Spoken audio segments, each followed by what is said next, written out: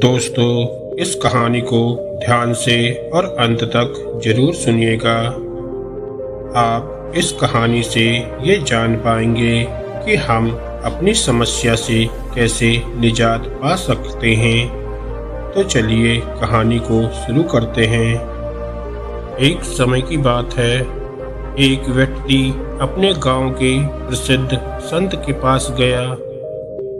व्यक्ति ने संत से कहा, गुरुजी, मैं बहुत दुखी हूँ। मेरे जीवन में कई समस्याएं एक साथ चलती रहती हैं। मैं एक परेशानी को हल करता हूँ तो दूसरी परेशानी आ जाती है।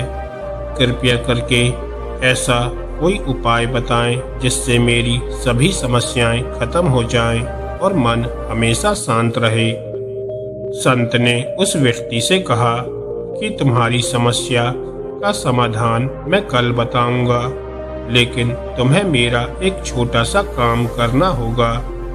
आज रात तुम्हें मेरे ऊँटों का ध्यान रखना होगा।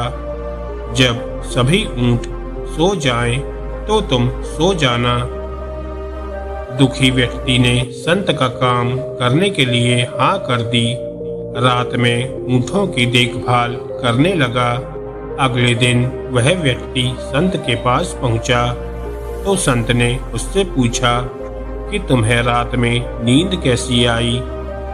तब दुखी व्यक्ति ने जवाब दिया कि गुरुजी, मैं तो रात में सो नहीं सका। आपके ऊँटों ने मुझे परेशान कर दिया। मैं एक ऊँट को बैठाता तो दूसरा ऊँट खड़ा हो जाता। सारे ऊँट एक साथ बैठे ही नहीं। इसी तरह पूरी रात मैं सो नहीं सका। तब संत ने उससे कहा कि हमारे जीवन की समस्याएं भी इन्हीं ऊँटों की तरह ही है। हम एक समस्या को हल करते हैं तो दूसरी समस्या आ जाती है। जीवन इसी तरह चलता है। व्यक्ति ने पूछा कि जब जीवन ऐसे ही चलना है तो हमें क्या करना चाहिए। तब संत ने कहा कि समस्याएं तो आती जाती रहेंगी, हमें हर हाल में आनंद लेना चाहिए। रात में तुमने क्या क्या देखा।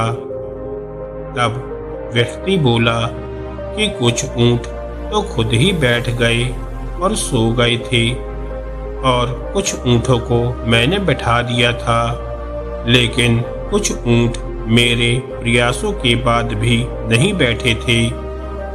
इनमें से भी कुछ और ऊँट थोड़ी देर बाद बैठ गए और फिर सो गए। तब संत ने कहा कि इससे तुम कुछ समझे या नहीं। हमारी कुछ समस्याएं समय के साथ खुद ही हल हो जाती हैं। कुछ समस्याओं को हम हल कर लेते हैं, लेकिन कुछ परेशानियां हमारी कोशिशों के बाद भी हल नहीं हो पाती। ऐसी स्थिति में हमें प्रतीक्षा करनी चाहिए।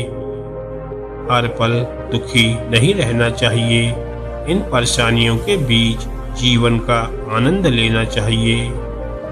दोस्तों, अगर आपको ये कहानी अच्छी लगी हो तो वीडियो को लाइक करें और ऐसी ही ज्ञानवर्धक और मोटिवेशनल कहानियाँ सुनने के लिए हमारे चैनल को सब्सक्राइब करें। धन्यवाद दोस्तों।